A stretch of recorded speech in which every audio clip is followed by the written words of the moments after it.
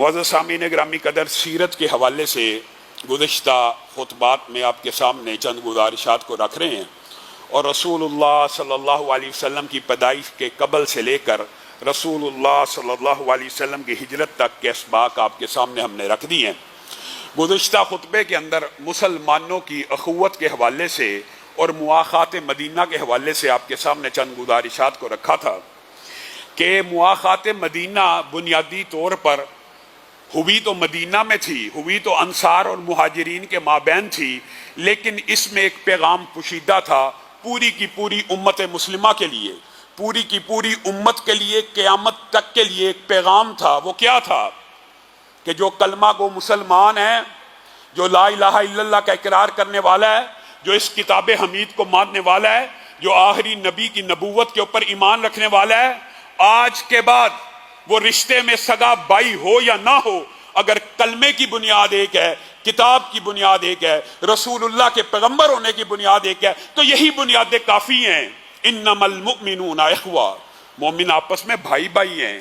کس بنیاد کے اوپر؟ لا الہ الا اللہ کی بنیاد کے اوپر۔ اور یہ بنیاد جب رسول اللہ صلی اللہ علیہ وسلم نے رکھی، آپ نے اور میں نے سمجھا شاید یہ بنیاد صرف مواخات مدینہ کے لیے تھی، انصار اور مہاجرین کے مابین مواخات تھی، اس کے بعد آنے والے مسلمان آپس میں بھائی بھائی نہیں ہیں، ہر مسلمان دوسرے مسلمان کا بھائی ہے۔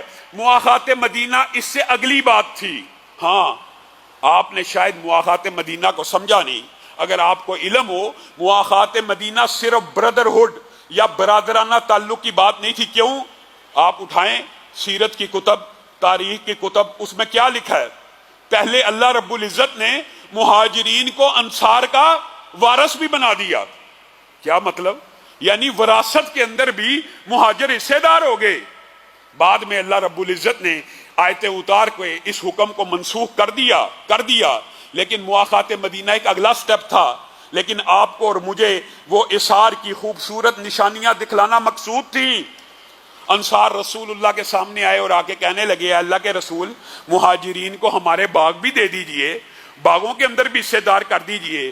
رسول اللہ صلی اللہ علیہ وسلم نے باغوں میں حصے دار نہ کیا، کہا کم از کم پھر ہمارے باغوں میں کام کریں، ہم چاہتے ہیں اس کا پروفٹ ان میں بھی بانٹ دیا جائے۔ مہاجرین نے انصار کے باغوں میں کام کیا، جب حصہ ملتا، جب شام کو مزدوری ملتی، اٹھا کر رسول اللہ کی بارگاہ میں لے آتے اور کہتے ہیں، اللہ کے رسول، انصار تو دنیا جہاں کی ساری نیکیاں لے جائیں گے، کیوں؟ کام ہم تھوڑا کرتے ہیں، بالکل تھوڑا کام کرتے ہیں، ہمارے ساتھ وہ ہمارے سے زیادہ محنت کرتے ہیں، لیکن جب اجرت دینے کی باری آتی ہے، باغ بھی ان کا ہوتا ہے، پھل بھی ان کے ہیں، پیسے بھی ان کے لگے ہیں، ہم مزدوری کرتے ہیں، لیکن جب اجرت دینے کی باری آتی ہے تو حصہ برابر میں تقسیم کر دیتے ہیں، آدھا ہمیں دے دیتے ہیں۔ اے اللہ کے رسول، یہ انصار کیسے لوگ ہیں؟ یہ تو نیکیاں ساری کما جائیں گے۔ رسول اللہ مسکرانا شروع ہو گئے اور کیا کہا، ایک صورت ایسی ہے کہ یہ ساری نیکیاں نہ کمائیں۔ مہاجرین نے پوچھا وہ کون سی صورت ہے؟ تو مہاجرین کو رسول اللہ صلی اللہ علیہ وسلم نے کہا وہ صورت یہ ہے کہ انصاری جب تمہیں اپنے مال کا حصے دار بنائے نا، ان کے لیے دعا کے لیے ہاتھوں کو اٹھا دیا کرو اور کہا کرو اللہ تعالیٰ انصار کو بہترین بدلہ دے۔ یعنی رسول اللہ صلی اللہ علیہ وسلم نے کہا ان کے لیے خیر کی دعا کیا کرو، ان کے لیے شکریہ کے لیے دعا کیا کرو۔ کبھی کسی انسان کا آپ کے اوپر کوئی احسان ہو تو اس کے احسان کو اتارنے کا یہی بدلہ ہے جو سنت سے، سیرت سے، حدیث سے ملتا ہے، کہ اس کے لیے کیا کیا جائے؟ دعا کی جائے۔ اور اگر کسی کے اوپر ظلم بھی کیا ہوا ہے اور وہ بندہ گمشدہ ہو گیا ہے، وہ بندہ مل نہیں رہا، ماں سے کبھی تلہی کی یا نافرمانی کی یا باپ سے کبھی ناراضگی کا اظہار کیا، اب باپ تو دنیا سے چلا گیا، کیسے مداوع کیا جائے؟ کیا اسلام اس طرح کے سوشل ایڈریسز کو، سوشل ایشوز کو ایڈریس نہیں کرتا؟ اسلام تو واضح طور پہ یہ کہتا ہے ماں فوت ہو گئی ہے، ناراض، دعا کرتے رہو یہاں تک کہ وہ تم سے اس دنیا میں بھی راضی ہو جائے گی۔ دعا کرو گے تو ہوگی، اس کا درجہ بلند ہوگا، باپ کا درجہ بلند ہوگا۔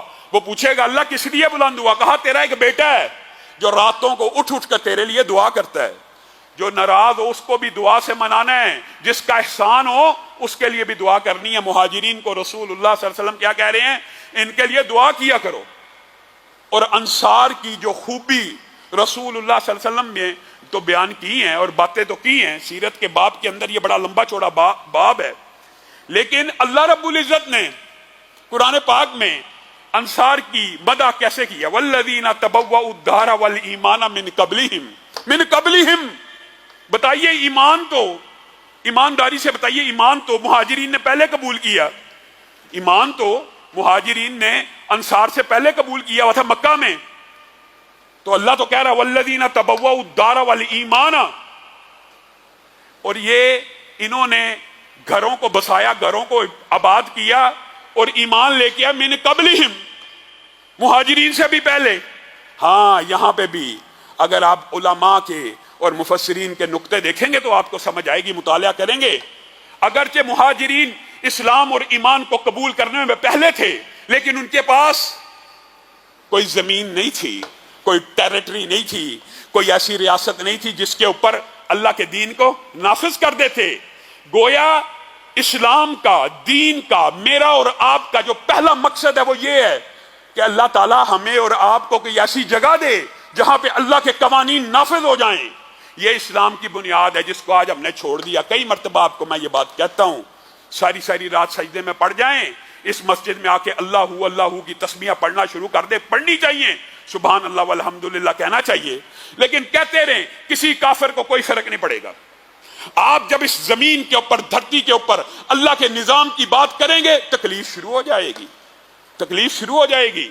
اسی خوبی کو کہ یہ انصار نے اللہ کی زمین کے اوپر زمین کا ایک ٹکڑا اثار کر کے اسلامی ریاست کے قیام کے لیے جو میسر کیا تھا، اس قربانی اور اثار کو اللہ تعالیٰ یہاں پہ بیان کر رہا ہے والذین تبوؤا الدار والایمان من قبلہم. ہاں یہ افضلیت اس لیے حاصل ہوئی کہ ان کو اللہ تعالیٰ نے پہلے مقام دیا، پہلے ریاست دی، تو اللہ تعالیٰ نے ان کے ایمان کو بھی پہلے ذکر کر دیا.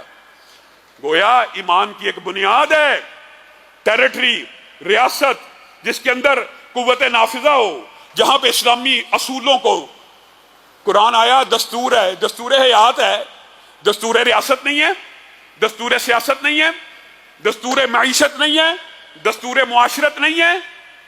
کیسے اپلائی ہوگا؟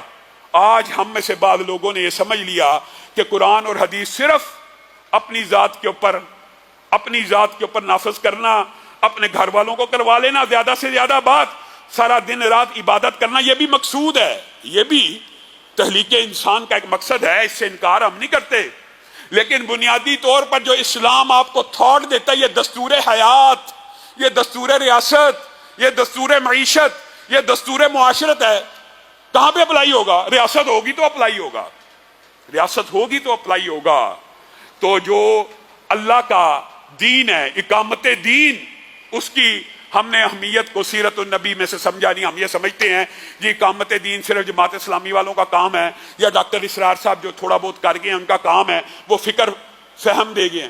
اقامت دین آپ کے اور میرے اوپر بھی اسی طرح لازم ہے جس طرح ڈاکٹر اسرار کے اوپر لازم تھا. اقامت دین کی گفتگو آج مساجد سے نہیں کی جاتی.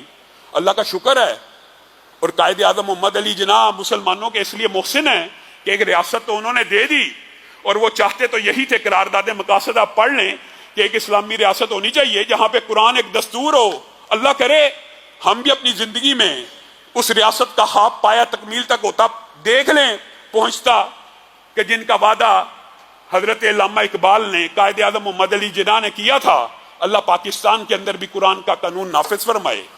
اور اللہ کا شکر ہے کہ کم از کم اسلامی ملک نام کا چاہے ہو، دستوری اور آئینی طور پر پاکستان کا آئین اور دستور اگر آپ کریں نا، ٹرو لیٹر اینڈ اسپرٹ اگر آپ کے، کہ اگر لکھائی میں دیکھا جائے تو اس سے زیادہ اسلامی دستور کوئی نہیں ہو سکتا. کیوں؟ پہلی شک ہے، قرارداد مقاصد دباچہ ہے کہ پاکستان کے اندر کوئی آئین قرآن و سنت کے خلاف نہیں بن سکتا. بنتے ہیں، اس بات پہ انکار نہیں کرتا، لیکن آئین میں تو لکھا نا نہیں بن سکتے.